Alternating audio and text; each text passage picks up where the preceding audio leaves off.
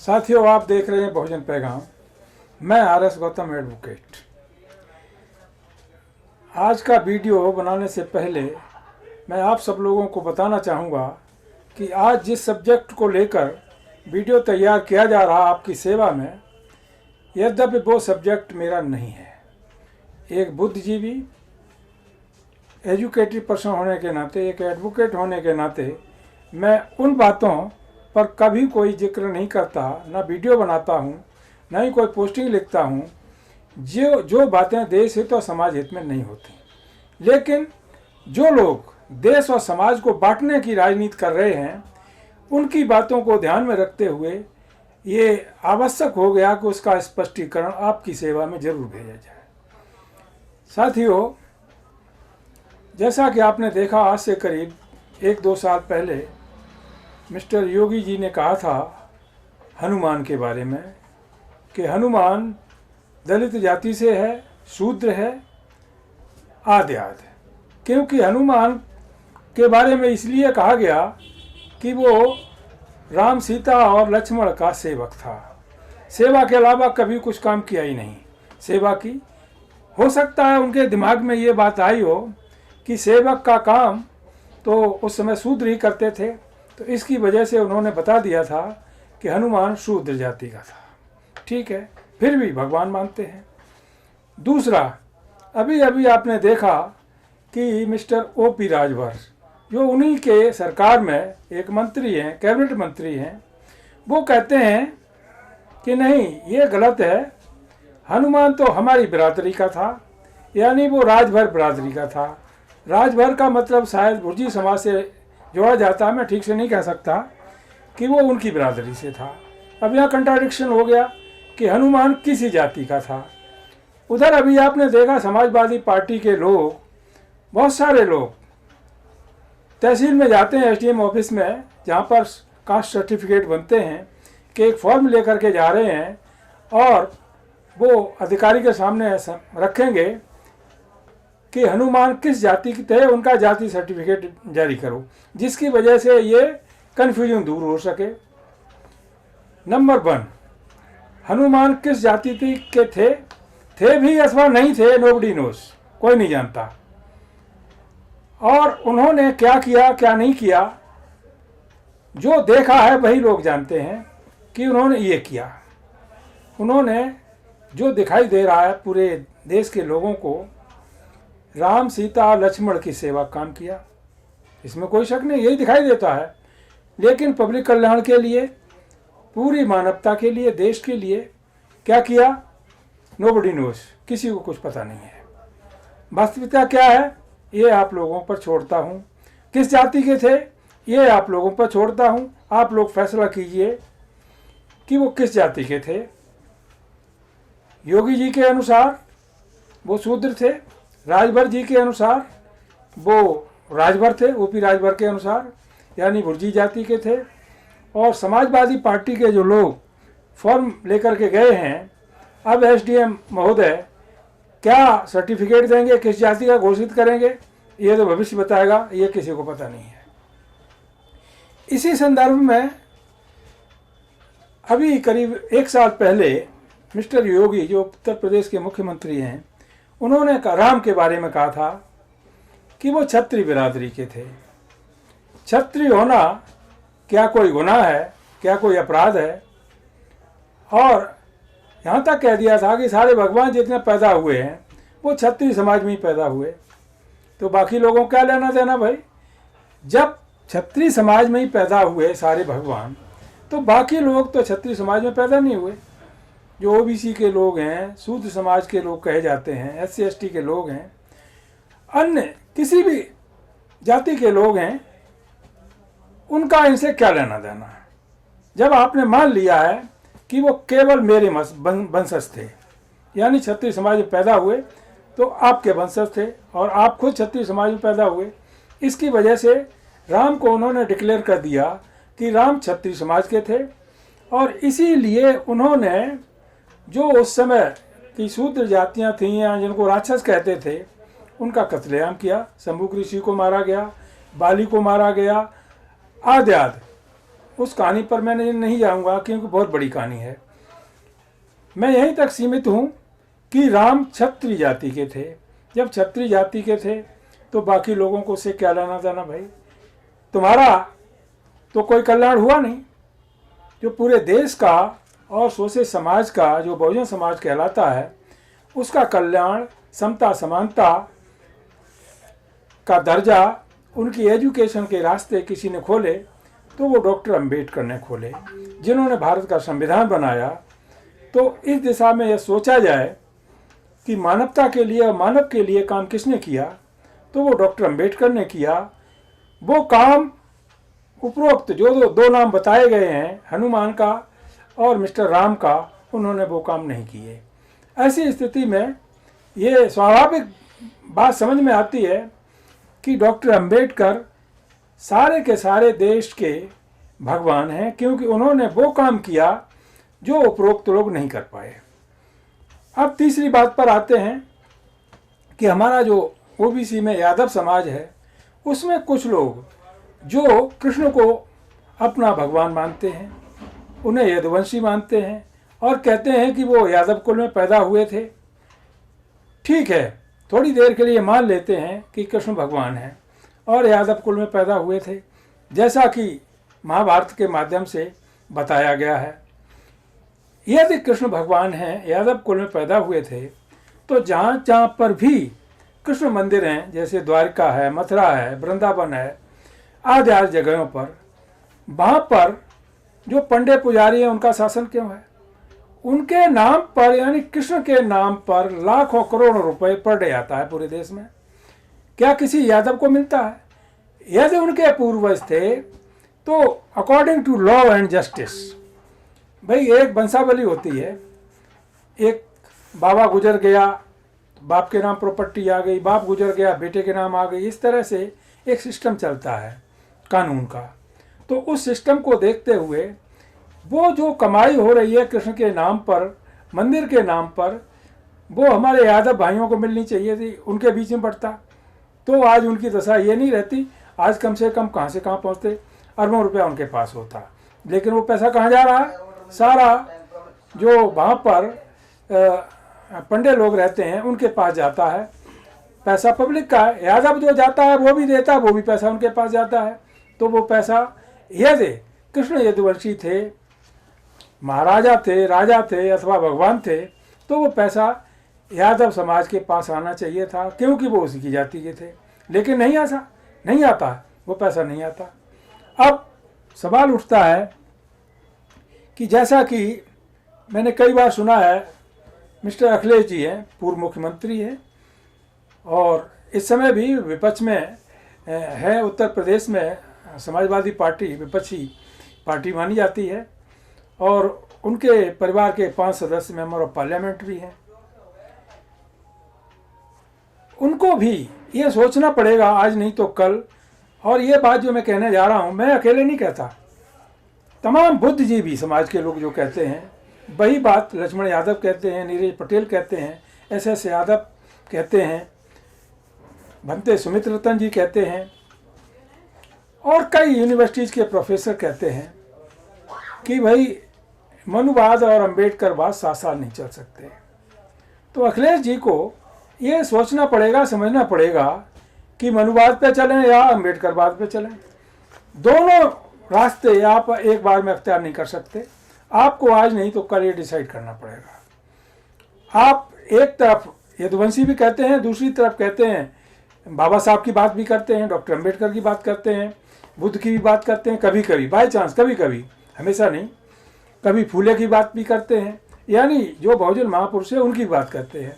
तो आप ये डिसाइड करो कि आप बहुजन महापुरुषों के बताए हुए के मार्ग पर चलेंगे अथवा मनवादियों के बताए हुए मार्ग पर चलेंगे।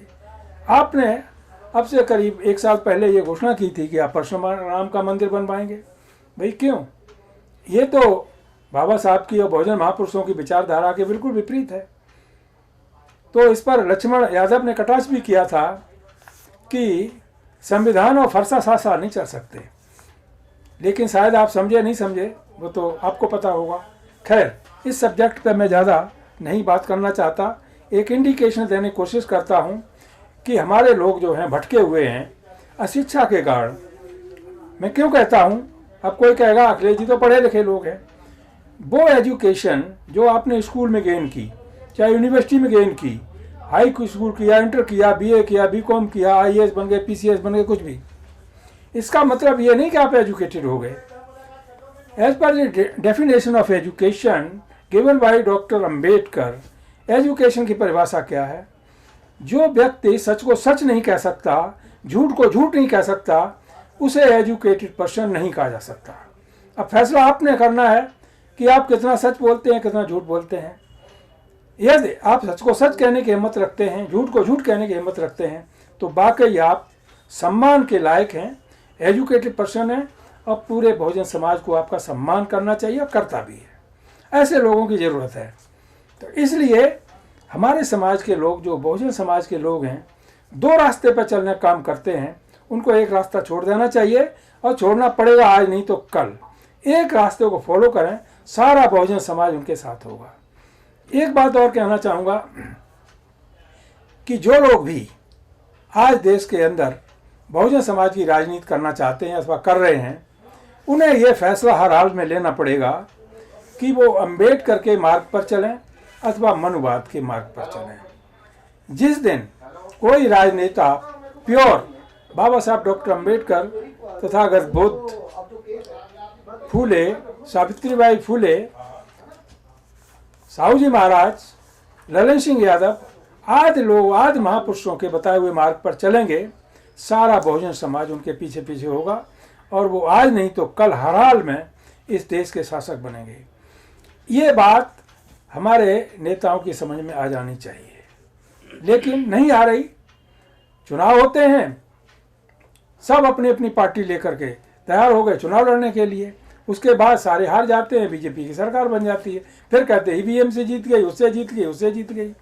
अरे भाई, आपस में कोऑर्डिनेशन क्यों नहीं बनाते? और जब ईवीएम में बुराई है, मानता हूँ, तो सारे मिलकर के चुनाव आयोग को ये क्यों नहीं कहते कि भाई ईवीएम से चुनाव कराओगे तो हम चुनाव नहीं लड़ेंगे और हम इसका बहिष्कार करेंगे। देखो ईवीएम बंद होती कि नहीं होती, लेकिन इसको करने को कोई तैयार नहीं, कोई आवाज़ नहीं उठाता। आलोचना करते हैं लेकिन एक्शन कोई नहीं करता। तो आलोचना करने से तो कोई बात बनती नहीं है। बात तो तब बनेगी जब आप उस तरह का एक्शन करेंगे। एक्शन के बाद रिएक्शन होगा, उसके बाद रिजल्ट आएगा। तो रिजल्ट कब आएगा? जब आप एक्शन होंगे, एक्शन के बाद रिएक्शन होगा, रिएक्शन के बाद रिजल्ट आएगा। तो रिजल्ट तो आ नहीं रहा क्योंकि एक्शन ही नहीं हो रहा है। ऐसी स्थिति में हो क्या रहा, उदाहरण के तौर पर मैं अभी कुछ वीडियो देख रहा था कि आकाशानंद चंद्रशेखर, दोनों में कंट्राडिक्शन है। हालांकि एक दूसरे की आलोचना कोई नहीं कर रहा है, इसमें कोई नहीं, समझदारी से काम ले रहे हैं, लेकिन अंदर अंदर कुछ ना कुछ पक रहा है। ये नहीं पकना चाहिए। अरे भाई, समाज की बात आप भी करते हो, आप भी करते हो, तो दो रास्ते क्यों अपनाए? जो बाबा साहब ने मार्ग एक बताया, काशीराम साहब ने एक रास्ता दिखाया, उस पर क्यों नहीं चलते? उस पर चलना चाहिए और एक दूसरे को कोऑपरेट भी करना चाहिए किसी स्थिति में। इन दी सेम मैनर जितनी पार्टियां हैं उनको भी एक रास्ते पे चलना चाहिए, तभी बात बनेगी। तो इस तरह से आज जो बात अब तक सामने निकल के आई, जिन जाति के लोगों ने अपने अपने भगवान बना लिए और वो भगवान भी वहीं तक सीमित हैं, उन्हीं जातियों तक, वो पूरे देश के भगवान नहीं हो सकते। पूरे देश का भगवान तो वो है जिसने पूरे देश के लिए निष्पक्ष रूप से, निष्पक्षता के साथ, ईमानदारी के साथ मेहनत करके समता का व्यवहार किया, समान न्याय दिया, समान रास्ता बनाया, समान कानून बनाया, वो सबका भगवान है। यदि इस दृष्टि से हम देखें तो भारत के अंदर 3 लोग और उनके अनुयायी दिखाई देते हैं। नंबर 1 तथागत बुद्ध, नंबर 2 सम्राट अशोक, नंबर 3 डॉक्टर अंबेडकर। इसके साथ साथ सैकड़ों की संख्या में हमारे अन्य महामानव भी हैं, साधु संत भी हैं, उनको हम इग्नोर नहीं कर सकते। पेरियार रामास्वामी नायकर साउथ से, महात्मा फुले, सावित्रीबाई फुले, साहू जी महाराज, बिरसा मुंडा, संत कबीर, संत रविदास, संत गाडगे आदि आदि बहुत सारे लोग हैं जिन्होंने अपने जीवन की कुर्बानी दी। किसके लिए? हम सब के लिए, यानी देश के लिए, समाज के लिए, उसको समान रूप से एजुकेटेड बनाने के लिए और समता के पटल पर लाने के लिए अपने को कुर्बान कर दिया। उन चीज़ों को हमें ध्यान में रखना चाहिए। जो व्यवस्था, जो विचारधारा समाज को और देश को टुकड़ों टुकड़ों में बांटती है, ऊंचता और नीचता का जहाँ भेदभाव क्रिएट करती है, ये ऊंची है, जात के आधार पर कोई फैसले होते हैं। जैसे एक अभी कुछ दिन पहले केरला के एक हाईकोर्ट के जज ने कहा था कि ब्राह्मण तो सर्वोच्च होते हैं, जन्म से ही सर्वोच्च होते हैं, चाहे वो दारू पी के कहीं लोटे जाकर कुछ भी गंदा काम करे तब भी सर्वोच्च होता है। उसी तरह से अभी एक इलाहाबाद हाईकोर्ट के जज ने कह दिया, मुसलमानों को इंडिकेट करते हुए कठमुल्लों ने देश बर्बाद कर दिया, ये देश चलेगा तो बहुसंख्यकों के माध्यम से चलेगा। अरे ये अनर्गल अनकॉन्स्टिट्यूशनल बातें जब जुडिशरी में बैठे हुए लोग करने लगे तब क्या होगा। अभी एक मध्य प्रदेश हाईकोर्ट की इन्फॉर्मेशन आई कि वहाँ पर पहली बार मध्य प्रदेश हाईकोर्ट का जो चीफ जस्टिस बनाए गए हैं, मिस्टर सुरेश कुमार कैथ बनाए गए हैं, वो इस समय चीफ जस्टिस हैं मध्य प्रदेश हाईकोर्ट के। और उनके बारे में फैलाया गया कि वहाँ उनके कैंपस में एक हनुमान का मंदिर था, उसको उन्होंने वहाँ से हटवा दिया और उनके खिलाफ एक माहौल तैयार किया गया, जबकि वास्तविकता ये है कि वहाँ पर हनुमान मंदिर था ही नहीं। ये नोटिस में आया। क्या सही है क्या गलत है ये जांच का विषय है। इसके साथ साथ एक इन्फॉर्मेशन और आई कि हर थाने के अंदर एक मंदिर क्यों बनाया जाता है भाई। मंदिर बनाया जाता है भाई, मस्जिद भी बनाओ, गुरुद्वारा भी बनाओ, बुद्ध विहार भी बनाओ, बुद्ध मंदिर भी बनाओ, रविदास मंदिर बनाओ, कवि मंदिर बनाओ, तो वहाँ पर एक ही कौम के मंदिर क्यों बनाए जाते हैं, ये भी क्वेश्चन है। क्योंकि वहाँ थाने में एक ही जाति के तो लोग होते नहीं हैं, वहाँ तो हर धर्म के लोग होते हैं, हर जाति के लोग होते हैं। तो वो एक धर्म के एक जाति के लोगों की पूजा करने क्यों जाएंगे? वो तो अपने अपनी पूजा करेंगे। या तो सबको हटाओ या सबको बनाओ, तब बात बनती है। इसी तरह से कल भी मैंने कहा था, केजरीवाल साहब ने अभी घोषणा की है 2-3 दिन पहले कि 18,000 रुपये मंदिरों के पुजारियों को और ग्रंथियों को दिए जाएंगे। तो भाई मंदिर तो कई प्रकार के हैं, कबीर मंदिर भी है, संत रविदास मंदिर भी है, गाडगे मंदिर भी है, तुलसी का मंदिर भी होगा, और भी तमाम दुनिया के मंदिर हैं, बुद्ध मंदिर भी हैं, बहुत सारे हैं, एक नहीं। दिल्ली के अंदर तो शायद सैकड़ों हजारों की संख्या में होंगे।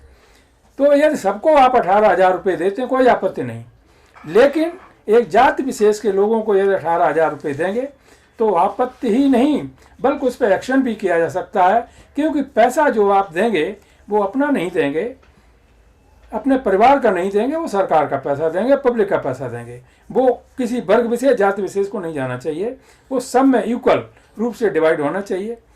वाल्मीकि मंदिर भी है, वहाँ पर भी कोई न कोई रहता होगा पुजारी के रूप में, उनको भी दीजिएगा, उसमें आपत्ति क्या है।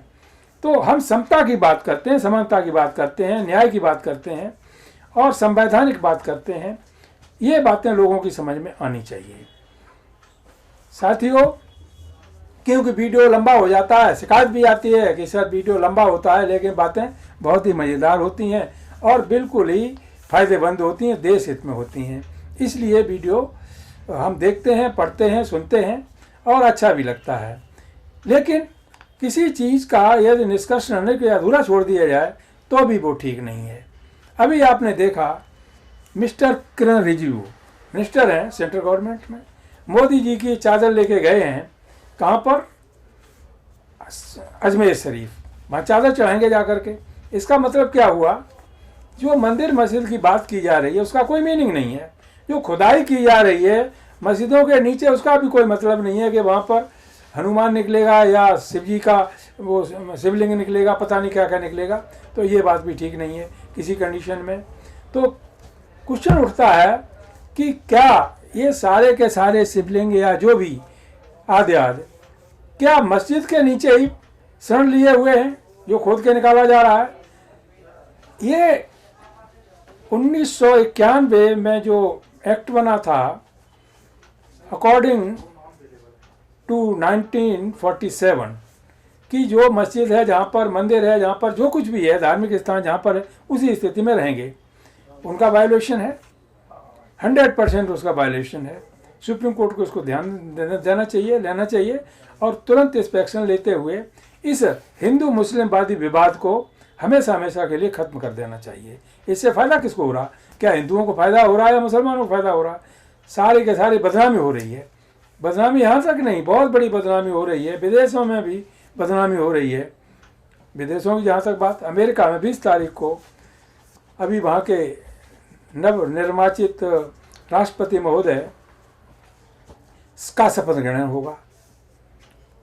उसमें बहुत सारे देशों के लोगों को उन्होंने आमंत्रित किया, लेकिन भारत से प्रधानमंत्री मोदी जी को इनवाइट नहीं किया गया है। पता लगा इन्होंने एस जयशंकर साहब को भी भेजा था कि किसी तरीके से हमको भी इनवाइट कर दिया जाए, लेकिन नहीं किया गया। तो ऐसी स्थिति में हमको सोचना है कि हम क्या गलती करने जा रहे हैं, जिसकी वजह से विदेश भी हमको इग्नोर करने लगे हैं। कहीं ना कहीं तो कोई बात है। आप सबको लेके चलेंगे, साथ साथ लेके चलेंगे, नारा बहुत बढ़िया है, सबका साथ सबका विकास, लेकिन प्रैक्टिकल में वो बिल्कुल उल्टा है। सबका साथ और कुछ लोगों का या जाति विशेष के लोगों का, मनोवादियों का विकास, तो ये ठीक नहीं है। दूसरा नारा बेटी पढ़ाओ बेटी बचाओ, ठीक है, पढ़ाने बचाने वाली बात तो बहुत ठीक है, लेकिन बेटी सुरक्षित कहीं नहीं है। इसके लिए कौन जिम्मेदार है? आए दिन तरह तरह के षड्यंत्र होते रहते हैं, आप जानते ही हैं, उस पर ज़्यादा बात करना ठीक नहीं है। साथियों, तो कंक्लूजन के तौर पर मैं आप लोगों से यही कहना चाहूँगा कि आप सब देशवासी उस भगवान को मानो, उस भगवान के बताए हुए मार्ग पर चलो। पूजा करने की ज़रूरत नहीं है, पूजा करने से कुछ नहीं होता। किसी की पूजा मत कीजिएगा, किसी की पूजा मत कीजिएगा, कहीं जाकर के किसी के चरणों में फूल मत चढ़ाइएगा। जो महापुरुषों ने कहा है, मानव कल्याण करके बातें कही हैं, उनको फॉलो कीजिए, अपने जीवन के अंतर मन में धारण कीजिए, उन पर चलिए, तब आपका कल्याण होगा, हमारा कल्याण होगा। केवल पूजा करना दिखावा है, फूल चढ़ाना दिखावा है, आदि कोई भी काम इस तरह करना वो दिखावा है। इसलिए इस दिशा में यदि सोचा जाए तो आपकी नज़र में आएगा कि डॉक्टर अंबेडकर ने जो संविधान दिया वो काम इतना विशाल है जो किसी ने नहीं किया। इसलिए हम सबको सब बातें छोड़ करके एक समतावादी विचारधारा को फॉलो करना चाहिए और डॉक्टर अंबेडकर के बनाए हुए संविधान को हमें पढ़ना चाहिए, परिवार के लोगों को, समाज के लोगों को पढ़ाना चाहिए और इसी दिशा में आगे बढ़ना चाहिए। तभी हम अपने परिवार का, अपने समाज का, अपने देश का विकास कर सकते हैं। इन्हीं शब्दों के साथ जय भीम, जय भारत, नमो बुद्धाय।